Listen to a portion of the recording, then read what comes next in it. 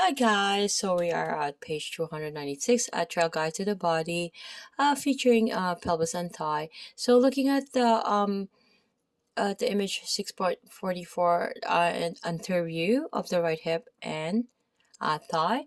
So the muscles of the pelvis and thigh create movement primarily at the coxal or the hip and the tibiofemoral or the knee joints. So most of the hip and thigh muscles can be divided into 5 groups. So there are 2 groups in the buttock region, while 3 make up the mass of the thigh. Okay, so number 1, we have the 3 gluteal muscles give shape to the buttock and the lateral hip. Okay, so if you want to look with that little what's that song with J-Lo? Okay, no, I think it was that Filipino and American group, Black Eyed Peas, right? The hump. So if you wanted to have that buttocks, and also you want to have that hip, just like a J-Lo hip and a buttocks, right? So most of it are just the muscles of the pelvis.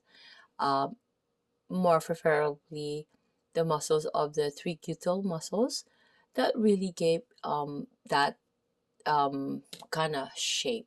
Okay, so now we're gonna do the 6 small lateral rotators are deep to the large gluteals, and we're gonna do the 4 quadriceps are located on the thighs anterior and lateral surfaces, and we're going to have these 3 long hamstring lie along the posterior thigh.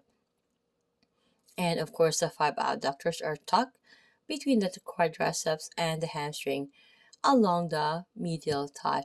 Again, anything that's in the inner thigh is always additional or a sensitive area, whereas we're gonna need another consent form for sensitive areas, and we're also gonna give another informed consent. Okay, what does informed consent means is that we're going to tell the client why we are needed to work around the inner thigh, okay, or the medial thigh, more so to speak. Okay, so additional muscles include the ellipsoas, the sartorius, and tensor fascia lata or TFL.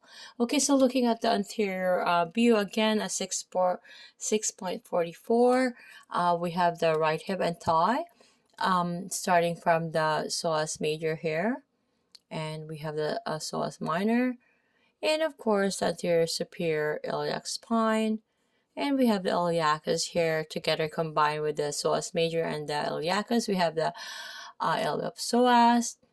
Okay, and to be able to release that, we're gonna go later on in detail. And we have, of course, the TFL, which is the abbreviation for TFL, tensor fascia latte. And of course, if you can see here, starting from here is the iliotibial tract, which is not a muscles, by the way, guys. It is a connective tissue. So, okay, so you cannot contract nor you can't relax the connective tissue. You need a lot of fascial release. Any manual therapist or any massage therapist will know how to release that IT band. Okay, so I wanted to specify more so with men, they will have some herniation going on with their inguinal ligament. And to be able to identify the inguinal ligament is here along in the midline or in the yes, this point here is the inguinal ligament. And of course we have the rectus femoris. Okay, so the quadrupes, right? The quadriceps, right? So we have the rectus femoris as the main here, where it the patella, and we have the vastus lateralis here. We have the vastus medialis. Again, anything you see the word medial, it's going towards the midline of the body, where it's in an anatomical positioning. When you see the word lateralis, is towards away from the body. Okay, so you can see here it's in a lateral, right? And this is the medial. Okay, so pectineus is again is a very self-explanatory muscles, right? It's attached. The attachment is in a pectineal line. Okay, and we have the ADD, adductor longus. Okay, we also have the gracilis here, and of course the sartorius. Okay, so guys, I'm gonna be seeing you on page 297.